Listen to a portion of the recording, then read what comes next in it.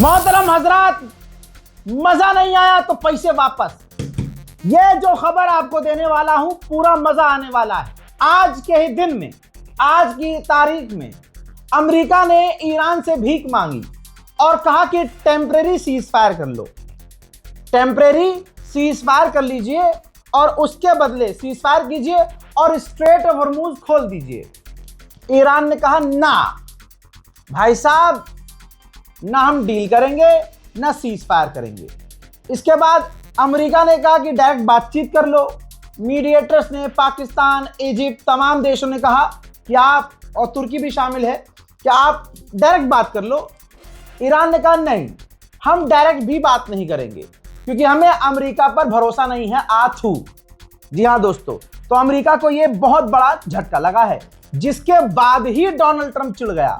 जी हाँ, जिसके बाद डोनाल्ड ट्रंप इतना चिढ़ गया कि उसने धमकी दे डाली कि हम पूरा ईरान उड़ा देंगे, गाली बकने लगा, अपनी औकात दिखाने लगा। तो दुनिया समझ गई कि ये अचानक से बौखलाया जो है, इसके पीछे कोई तो वजह होगी। वजह ये है कि ईरान ने किसी भी तरह से बातचीत करने से इनकार कर दिया, कोई भी डील करने से इनकार कर दिया। हजरत, सवाल ये है कि क्या आप भी चूरन की लिस्ट में आते हैं? क्या आप भी उन चमन चिमगैंडियों के लिस्ट में आते हैं जो ये खबर शेयर कर रहे हैं और लोगों से पूछ रहे हैं कि क्या मर गया है ट्रंप? हजरत, डोनाल्ड ट्रंप जिंदा है, सही सलामत है। गुलाबी सुअर की खासियत ये होती है कि सुअर बीमार बहुत कम पड़ते हैं। ठीक, सुअर का जिस्म ऐसा होता है, बीमार बहुत कम पड़ता है।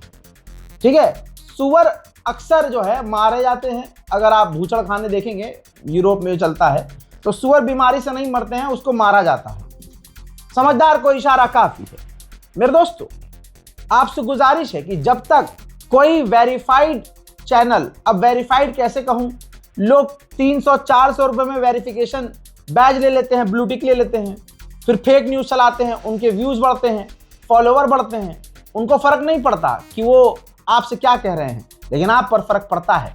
लिहाजा नजर रखिए उन लोगों पर जो लोग सही खबर आपको देते हैं और उनकी बात पर भरोसा कीजिए। और डीएम में आने की बार बार जरूरत नहीं है कि रजा भाई गुलाबी सुअर मर गया क्या। नहीं, आप लोगों ने तो, भारत के खासकर मुसलमानों ने, नेपाल के मुसलमानों ने, पाकिस्तान के मुसलमानों ने अभी ज्यादा दिन नहीं 20 दिन पहले नेतन्याहू को मार दिया था। और ऐसा नेतन्याहू को मारा था कि हर दिन हर कोई रील बनाने वाला, हर कोई टिकटॉक या रीलबाज नेतन्याहू को नए नए तरीके से मार रहा था।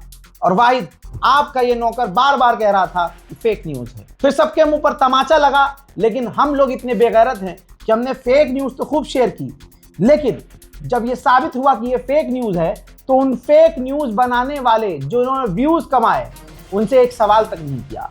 हमने उनसे एक बार भी ये नहीं कहा कि भाई साहब डिलीट कब करोगे ये वीडियो, सफाई कब दोगे कि भाई वो झूठी खबर थी और अफवाह उड़ाई गई थी, जिसकी चपेट में हम भी आ गए थे। यही तो खासियत है हम भारतीयों की। जितना भी बुरा हो, जितना भी हमें फंसाया गया हो, जितना भी हमें ट्रैप किया गया हो, हम 2 दिन में सब भूल जाते हैं। उधर पाकिस्तान के विदेश मंत्री ने सऊदी अरब के विदेश मंत्री से फोन पर बात की है।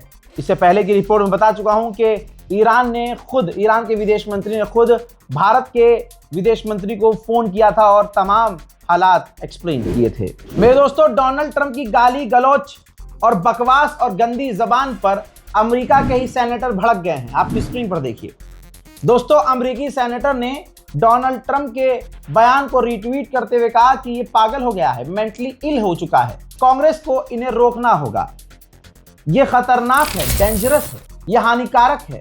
ईस्टर के माहौल में, इस त्योहार के माहौल में डोनाल्ड ट्रंप माहौल बिगाड़ रहा है। सारी दुनिया परेशान है, ये रही वीडियो, सारी दुनिया परेशान है, हैरत में है, लेकिन ईरान के लोग बल्ले बल्ले कर रहे हैं भैया। ईरान के मिनिस्टर ने कहा, और ये मैं खुद जानता हूं कि वहां आम लोगों की हालत बेहतर है। यहां खाना पानी, आटा दाल चावल, सिलेंडर महंगा हो गया है। ईरान में गैस तेल सस्ता, खाना पानी भरपूर, किसी चीज की कोई कमी ईरान को नहीं है। हजरात, मैंने पहले ही कहा था कि ईरान को क्लियर पैगाम अगर कोई दे रहा है तो वहां की आवाम दे रही है। ईरान की आवाम साफ कह रही है कि हमें किसी भी तरह से कोई डील नहीं करनी है, हमें झुकना नहीं है, सर कटा लेंगे, लड़ जाएंगे, मर जाएंगे, भिड़ जाएंगे, लेकिन अमेरिका से डील नहीं करेंगे।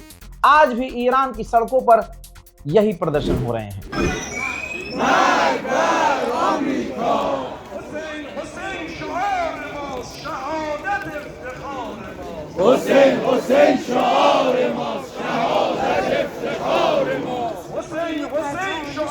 उधर इजराइल को लगता है कि ईरान नहीं झुकेगा, क्योंकि इजराइल से बेहतर ईरान कौन ही जानेगा, है? कभी आज तक ईरान झुका नहीं और रोज बजा रहा है। हाइफा को बजाया, पोर्ट को बजाया। हाइफा के रेसिडेंटल इलाके को ईरान ने मिसाइल दागकर पूरे हाइफा के इलाके को हिला दिया। चीख पुकार की आवाज वो पहले भी आप सुन चुके हैं, इससे पहले मैं अपडेट दे चुका हूं। मोहतरम हजरात, इजराइल का मानना यह है कि ईरान डील नहीं करेगा और ईरान नहीं झुकेगा। लिहाजा इजराइल तैयारी कर रहा है ईरान के एनर्जी सेक्टर्स को उड़ाने की। मेरे दोस्तों, इजराइल के फाइटर जेट अभी तक ईरान पर बमबारी कर रहे थे, लेकिन अब इजराइल के जो फाइटर जेट उड़ाने वाले पायलट हैं, या ये कह लीजिए कि इजराइल की एयरफोर्स को अब डर पैदा हो गया है कि अब ईरान के आसमान हमारे लिए सेफ नहीं है। रिपोर्ट देख लीजिएगा, हवाई बातें नहीं कर रहा हूं। अमेरिका और यूरोप और इजराइल के अखबारों में ये बात छप चुकी है कि इजराइल के अंदर खौफ पैदा हो गया है कि ईरान के आसमान हमारे लिए सेफ नहीं है, क्योंकि ईरान तमाम फाइटर जेट को, यहां तक कि अमेरिका के फाइटर जेट को, हर तरह के फाइटर जेट को मार कर गिरा चुका है। दोस्तों, इसे कहते हैं ईरान। ईरान की फॉरेन मिनिस्ट्री के द्वारा धमकी दी गई है, और देखिए ये धमकी बहुत बड़ी है। ईरान की फॉरेन मिनिस्ट्री के द्वारा कहा गया है कि अमेरिका यानी डोनाल्ड ट्रंप जो धमकी दे रहा है, ये इंटरनेशनल लॉ का उल्लंघन है, ये वॉर क्राइम है। और अगर अमेरिका ने हम पर हमला किया, हमारी एनर्जी साइट्स को उड़ाया, तो अमेरिका की लिंक जितनी भी कंपनियां और जितनी भी इंफ्रास्ट्रक्चर हैं, चाहे वो गल्फ में कहीं भी हो, चाहे कंपनियों के बीच में अमेरिका की वो कंपनी हो, हम निशाना बनाएंगे। ईरान को क्या, दुनिया की तमाम बड़ी ताकत, भाई साहब, एक देश का प्रधानमंत्री है, डोनाल्ड ट्रंप उसे फोन कर देता है तो अगले को डायपर पहनना पड़ता है। डायपर कहाँ है? डायपर, है ना? और बहुत सारे देश हैं, डोनाल्ड ट्रंप सीधा टैरिफ लगाकर उनको मुतवा देता है। लेकिन बाहर ईरान, ऐसे हालात में जहां ईरान बुरी मुसीबत में है और ईरान को घेरा हुआ है, अमेरिका, इजराइल हमला कर रहे हैं और गल्फ देशों की जमीन से भी हमले हो रहे हैं, यानी चारों तरफ से ईरान पर हमले हो रहे हैं। ईरान की आवाम शहादत पर शहादत दे रही है। ऐसे में ईरान की गवर्नमेंट ने फिर से कहा है कि अपनी पूरी ताकत से हम अपने मुल्क को बचाएंगे और दुश्मन के आगे घुटने नहीं टेकेंगे। मेरे दोस्तों, एक ईरानी को अमेरिका के हेलीकॉप्टर की जॉयस्टिक मिली है, ठीक है? वो जॉयस्टिक किस लिए इस्तेमाल होती है आपको पता है, गेम में आप खेलते ही होंगे। और वो मजे लेता हुआ कह रहा है कि ये तो मेरा है, अब ये जॉयस्टिक मेरा है। देखिए, دست خلب هونش دستم این بله خلب هونه میخوای که نیست دست خلب هونش دستم। थाईलैंड के अंदर जो ईरान की एम्बेसी है अच्छा, ईरान की एम्बेसियां जो पूरे दुनिया भर में खेल रही हैं, बहुत बड़ी। आप कहते हो रजा भाई, आपकी कुछ बातें जो हैं महिलाओं के साथ नहीं देख सकते हैं, नहीं सुन सकते, क्या हो गया आपको भाई? ये देखो, थाईलैंड में जो ईरान की एम्बेसी है, उसने कहा है कि अमेरिका के जो फौजी घुसे थे हमारे यहाँ, वो अपने साथ जो है लोशन वो लोशन लेके आए थे। तो मैं ये करता हूं ना, ईरान ने असल में यूं किया है कि भैया लोशन लेके आए थे, लोशन लगा दिया गया है। इसी तरह से बुल्गारिया में ईरान की एम्बेसी ने ट्वीट किया है, जिसमें कार्टून है, Donald Trump straight of Hormuz में फंसा हुआ है और कह रहा है कि मैं सांस नहीं ले पा रहा हूं। एक वीडियो और, ईरान ने यह वीडियो शेयर किया है जिसमें सामने से डोनाल्ड ट्रंप ऐलान कर रहा है कि मैं जीत गया हूं, लेकिन अगर उसके पिछवाड़े को देखेंगे तो चूतड़ों में आग लगी हुई है और लिखा हुआ है कि मैं हारा हुआ हूं। अब लोग कहेंगे रजा भाई आप इस तरह के जुमले, अरे भाई ईरान ने दिखाया है कि उसकी कोई चीज जल रही है, तो मैं बोल तो सकता हूं, कम से कम इतना तो एडजस्ट कर ही लो यार। उधर ईरान ने इजराइल और अमेरिका की साइट पर जो हमले किए हैं उनका वीडियो लॉन्च किया है।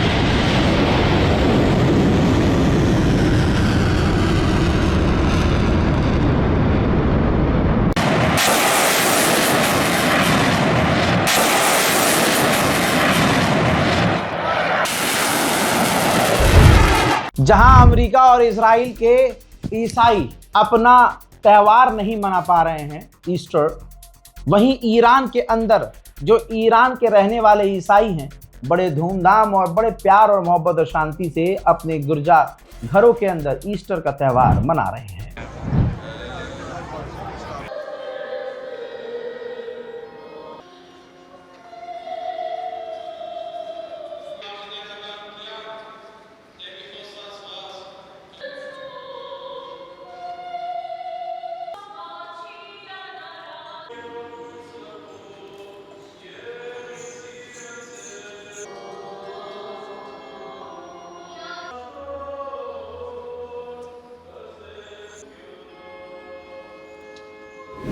मेरे दोस्तों, इजराइल का दावा है, बड़ा खतरनाक दावा है इजराइल, और हो भी सकता है। इजराइल ने कहा है कि हमने ईरान के ऑयल कमांडर को कत्ल कर दिया है। ये रहा उनका सोर्स। इजराइल कह रहा है, ईरान ने ऐलान नहीं किया है। ईरान 2 से 3 दिन ऐलान करने में लगाता है, ऐसा कई बार हो चुका है और अब आप भी ईरान तो समझ चुके होंगे। हजरात, ईरान के ऑयल मिनिस्टर को निशाना बनाया है। इजराइल ने कहा है कि ये वही व्यक्ति था जो तेल का इंपोर्ट एक्सपोर्ट, तेल किसे देना है किसे नहीं देना है, किन टैंकरों पर हमला करना है, ये इनके हाथ में था। लीजिए, अब जो 1 महीना पहले ईरान ने कहा था वो रशियन ऑफिशियल ने भी कह दिया है।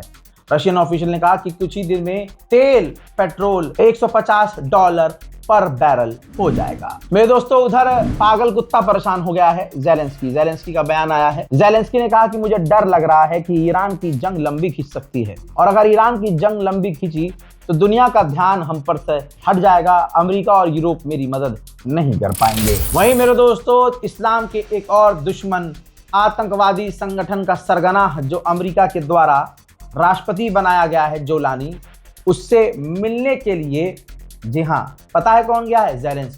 ज़ेलेंस्की ने जोलानी से मुलाकात की है। जोलानी ने ज़ेलेंस्की का समर्थन किया है। जो अमेरिका के साथी मुसलमान नाम के मिलेंगे, चाहे वो कारी कुरान क्यों ना हो, आप उनकी ज़बान पर अगर ध्यान देंगे और अगर वो अपनी असली ज़बान बोलेंगे तो आपको एहसास होगा कि ये साले यहूदियों से भी गए गुजरे हैं। मेरे दोस्तों, हमारे भारत में हैदराबाद में ईरान की एम्बेसी काउंसलेट ने एक बहुत ज़बरदस्त पोस्ट की है। ये देखिए, ये जो महिला नीचे नज़र आ रही है ये एप्स्टीन की विक्टिम है और इनकी आवाज़ दबाई गई, इनको कत्ल कर दिया गया, ये मर गई और इनके ऊपर हुए जुल्म और तशद्दुद की आवाज़ को दबा दिया गया। तो आप यकीन करेंगे बदला कौन ले रहा है? तमाम मजलूमीन का बदला सिर्फ हैदर का लाल ले रहा है, जिसका नाम ईरान है। ईरान ने मिसाइल के ऊपर लिखा, in revenge for Virginia whose voice was silenced by Epstein network. दोस्तों, आप सोचिए, आपको अगर वो वाकया याद है करबला का, कि जब